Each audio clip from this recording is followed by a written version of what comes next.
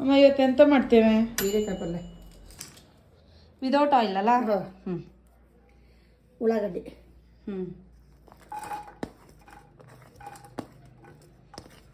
Direct ಕುಕ್ಕರಲ್ಲಿ ಹಾಕಬೇಕಾ? Direct cooker ಆಯ್ತು ಹಾಕ. ಹಾಕಿದೆ ಕಡೆಗೆ ಮೆಣಸು ಹಾಂ ಎಷ್ಟು?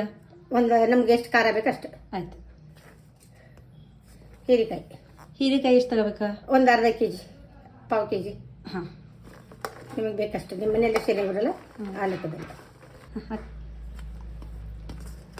ಕಾಯ ಕಾಯಿ ನಿಮ್ಗೆ ಎಷ್ಟು ಬೇಕೋ ಸ್ವಲ್ಪ ಜಾಸ್ತಿ ಹಾಕಿದ್ರು ನಡೀತಿದೆ, ಅದೇನಿಲ್ಲ. ಡೈರೆಕ್ಟ್ ಹಾಕೋದು.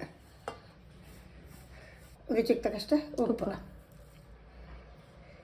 ಹೀರೆಕಾಯಿ ಡಯಾಬಿಟೀಸಿಗೆ, ಕಡೆಗೆ ಕೊಲೆಸ್ಟ್ರಾಲ್ ಕಮ್ಮಿ ಇರ್ತದೆ, ಲಿವರಿಗೆ ಒಳ್ಳೇದು, ಹಾರ್ಟಿಗೆ ಒಳ್ಳೇದು.